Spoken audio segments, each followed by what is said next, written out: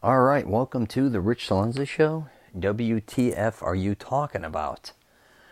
So, today, actually, I did a video on this a few minutes ago, or this morning, actually, I should say.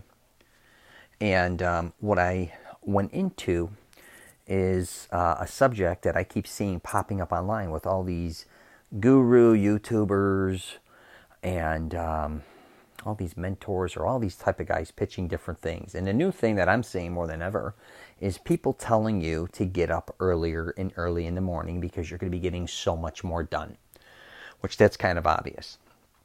But when it comes to these guys online, a lot of times they shit they're talking or how they want you to start framing your life is so fucking unrealistic and preposterous, I think, at times. And they use examples like, the CEO of Apple or Gates or Buffett or blah, blah, blah, or this person, they do this and that's going to make you into a billionaire or whatever their pitch is, or it's going to make you so much more prosperous. Which again, not saying that that's the case, but the reality is none of us live the same life. None of us are the same intelligent level as others. A lot of us don't have the opportunities others have. There's a million different things going on. Right? But this one really hit me hard. This is with sleep. Okay? And I actually did either a video or a podcast on sleep before regarding how important sleep is. I think it's literally as important as nutrition and everything else.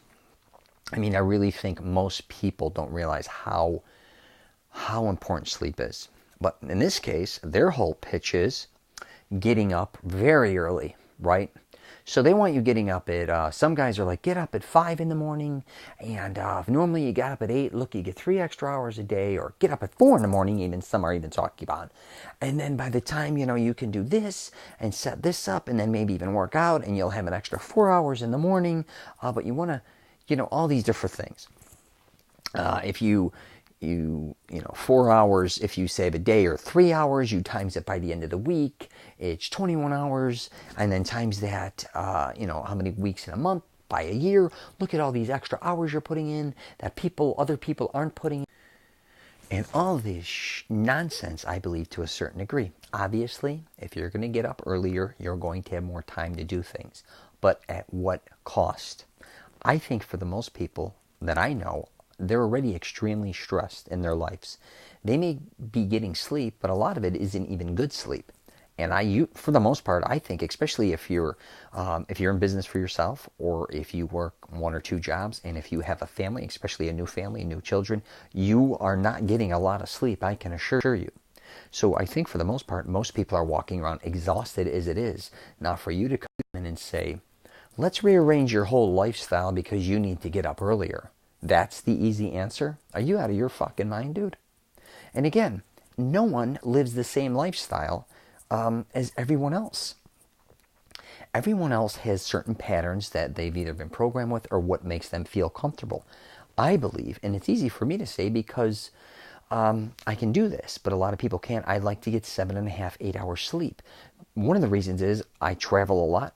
Obviously, I try working on a lot of different things, my programs, YouTube channels, and my job, just traveling in general. My sleeping patterns are all over the place, but I also try to nap for at least once for a half an hour. Sometimes I'll do 2 naps a day. And why do I have to do that? Because I need energy to get things accomplished. Now, don't get me wrong. I'm sure maybe there are guys out there that can survive on 4 hours sleep a week, or 5 or 6. Or whatever it is. But for the most part, if you're doing physical labor, or if you're really kicking it in the ass and you're already high intensity, and then throw in family, relationships, many different things. I don't know how you are physically feeling at your point in time in your life, if you're on meds or you're depressed or whatever that may be. You have all these things intertwined with that. I think what people have to realize, you have to find what works best for you. All right, especially sleeping wise. The answer always, if you're going to become successful, doesn't mean less sleep.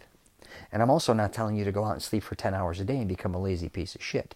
What I'm really telling you to do, again, is finding what works best for you. But even statistically, and I guess stats always change, 7.5 to 8 hours is really healthy.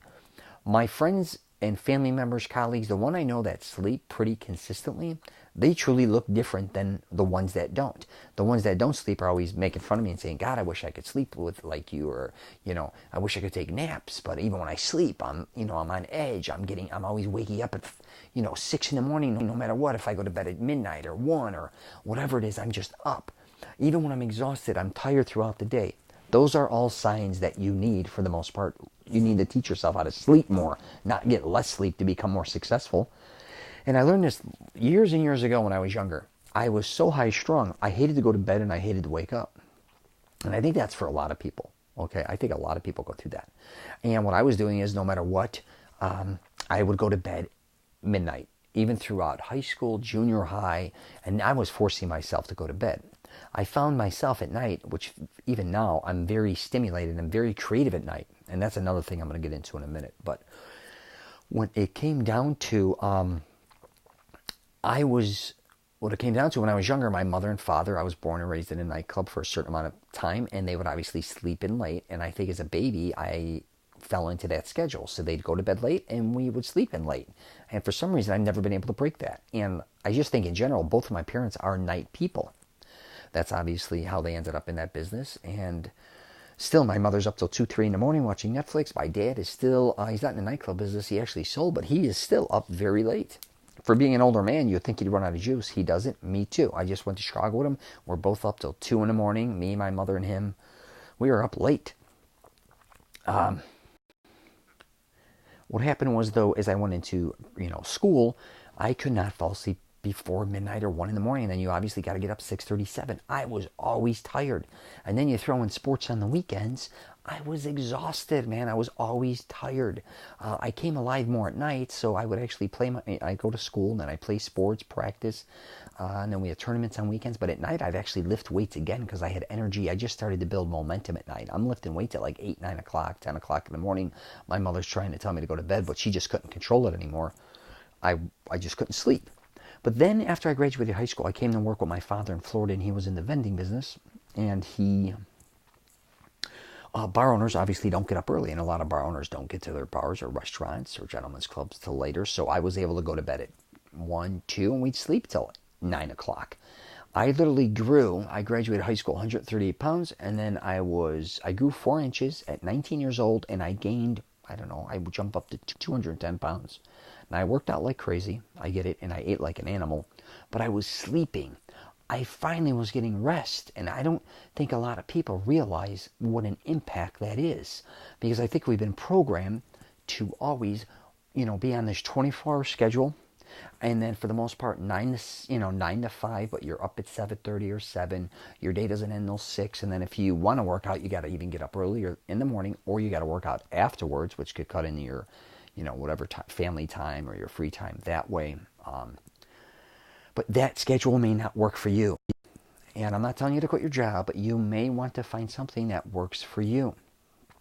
And I could say this from my own doing and what I've seen in other people, especially other people who wrote books, for instance, authors, screenwriters, filmmakers, nightclub owners, all these different things, is you need to, whatever schedule you find yourself having the most energy in is where you kind of want to be to a certain degree.